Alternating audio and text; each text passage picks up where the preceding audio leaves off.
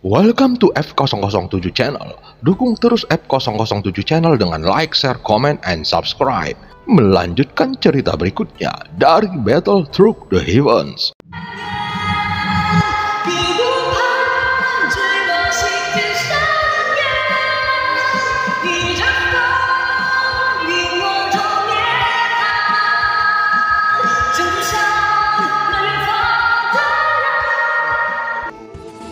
Selamat beraktivitas dan terima kasih atas dukungannya selama ini.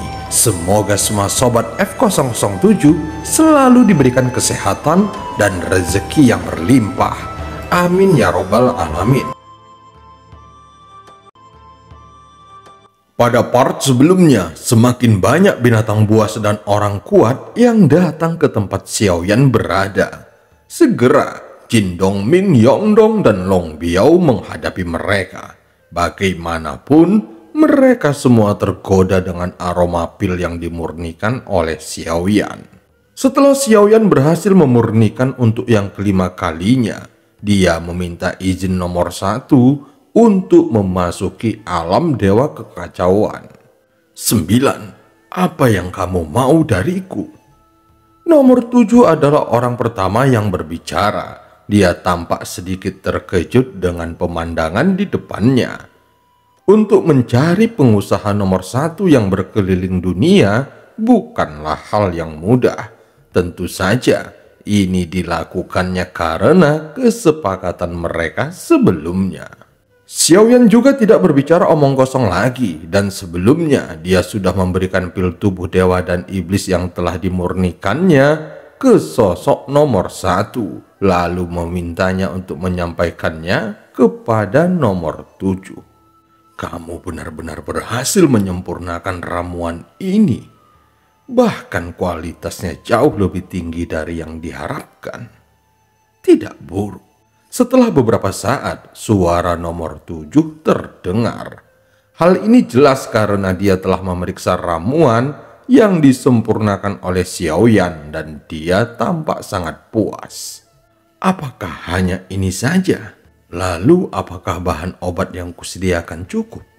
Dia bertanya dengan penuh tanda tanya. Aku juga dapat menyempurnakan 2 lagi, dan kamu hanya perlu menyediakan bahan obat lainnya, jawab Xiaoyan. Meski tidak disebutkan secara eksplisit, tentu saja arti kalimat ini adalah untuk memberitahu nomor 7 bahwa dia memiliki sisa bahan obat dan tidak ada kegagalan pemurnian. Bagus, setelah aku menemukan darah dewa asli, aku akan memberikanmu bahan obat lagi. Adapun untuk imbalannya, kamu dapat meminta beberapa pertukaran yang setara. Mungkin dengan kekuatanmu, tidak ada satupun dari harta karunku yang dapat menarik perhatianmu, kata nomor 7 perlahan. Dia juga memperlakukan Xiaoyan sebagai orang yang kuat. Bagaimanapun, mereka yang bisa memasuki alam dewa kekacauan bukanlah orang yang biasa-biasa saja.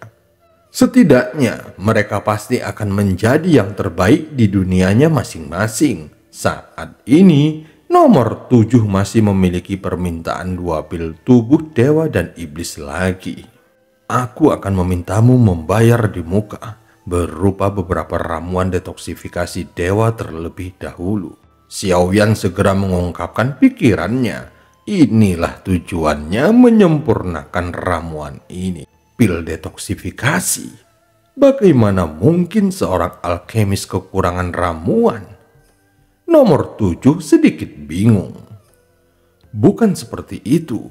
Aku hanya tiba-tiba penasaran dengan pil detoksifikasi. Faktanya dia memang ingin mendapatkan pil detoksifikasi dari nomor 7 dan mengamatinya.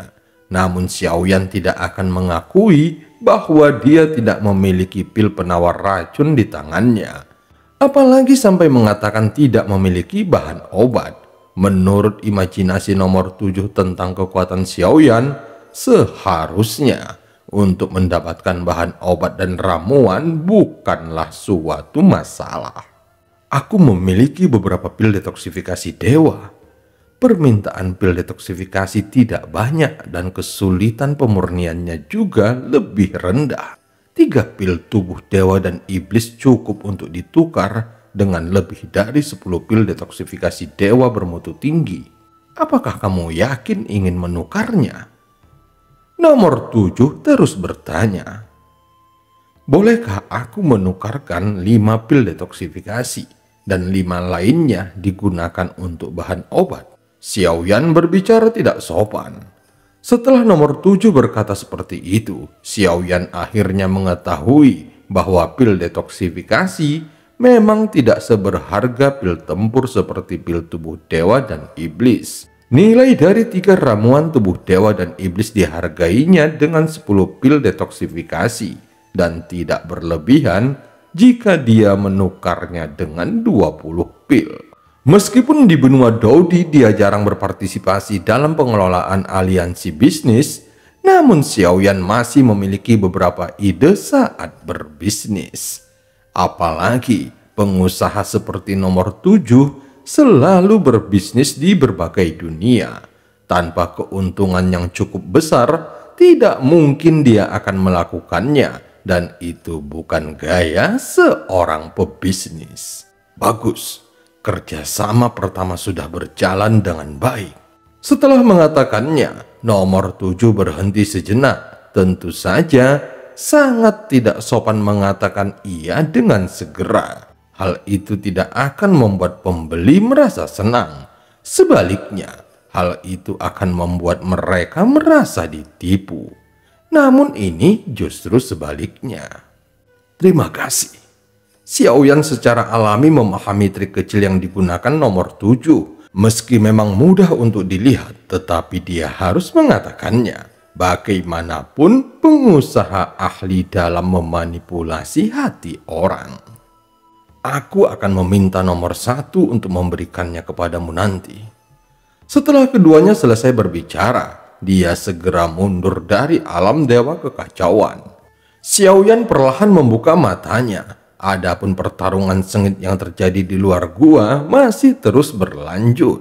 Saat ini, aroma dari pil telah menghilang, sehingga banyak orang yang langsung gila karenanya. Melihat gelombang binatang buas akan segera surut, ada seseorang yang tidak tahan dan bergegas menuju gua. Orang pertama yang masuk adalah seorang pria di langkah ke-8. Aku ingin melihat siapa alkemis itu. Setelah menangkapnya, aku akan memintanya memurnikan obat untukku dan keluargaku. Sosok pria langkah ke-8 meraung dan bergegas masuk ke dalam gua. Long Biao dan yang lainnya terkejut saat melihat ini. Ketika menunggu beberapa orang bereaksi, terdengar suara teredam dari dalam gua. Sosok langkah ke-8 langsung melesat ke belakang dan berubah menjadi garis darah di udara.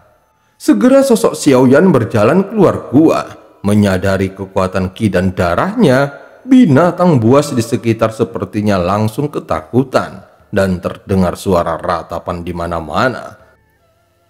Dengan langkah ke-8 yang menembak ke belakang, sosok lainnya langsung memiliki tatapan ngeri di mata mereka.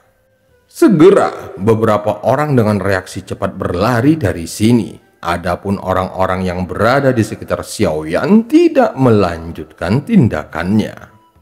Xiaoyan merasa tidak perlu membuang waktu di sini.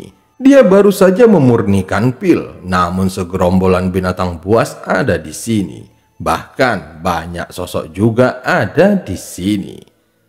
Tentu saja hal ini terasa sedikit aneh. Dibandingkan berpikir sebagai ancaman, dia lebih merasa ini seperti sebuah petunjuk dari roh dunia kuno, dewa abadi dan iblis. Dunia ini berbeda dengan Sensi. Keadaan di sini jauh lebih rumit. Hati orang-orang juga lebih rumit, tetapi Xiaoyan merasa dunia ini terasa lebih realistis.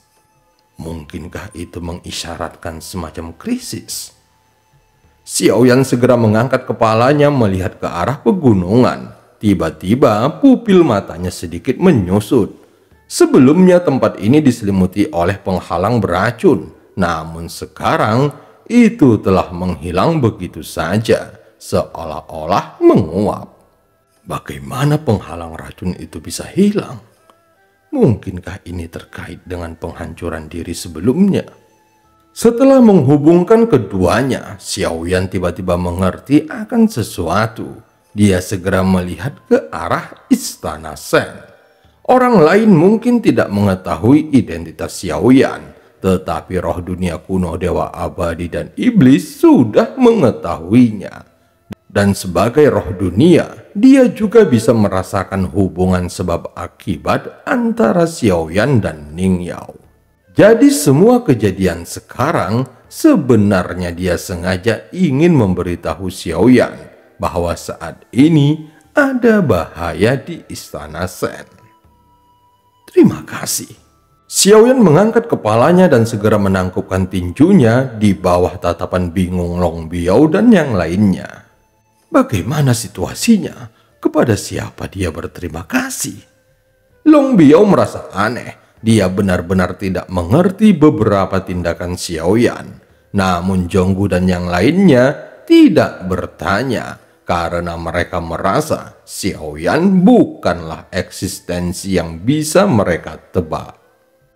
Pada saat ini, 7 kotak Gio indah muncul di antara token khususnya. Setiap kotak ini terbuat dari batu es berumur 10.000 tahun yang memiliki pembatasan. Ini akan memastikan ramuannya aman selama ribuan tahun. Di samping itu, ada juga cincin. Ini berisi 2 resep detoksifikasi dan bahan obat yang digunakan untuk memurnikan ramuan tersebut. Nomor 7 memintaku untuk memberikannya kepadamu. Dia berpesan, semoga bisa memiliki kerjasama yang saling menguntungkan di masa depan. Suara seseorang segera terdengar. Xiaoyan tersenyum saat mendengar kata-katanya. Bisa dikatakan bahwa nomor 7 benar-benar pengusaha yang hebat. Hal ini membuat pelanggan merasa mendapat keuntungan. Saat ini Xiaoyan tidak hanya mendapatkan bantuan, tetapi dia juga telah diberi pelajaran tentang bisnis. Xiaoyan segera melihat ke arah Istana Shen. Jika itu benar-benar petunjuk yang diberikan kepadanya oleh roh dunia kuno, dewa abadi, dan iblis, maka Ning Yao pasti ada di dalamnya. Tianxun telah terbunuh, dan sekarang adalah waktu terbaik untuk menghadapi Ning Yao. Aku hanya tidak menduga mendapatkan petunjuk dari roh dunia kuno, dewa abadi, dan iblis. Mungkinkah Ning Yao berhasil menerobos keabadian para dewa? Dan cerita pun berakhir. Sampai ketemu di part selanjutnya.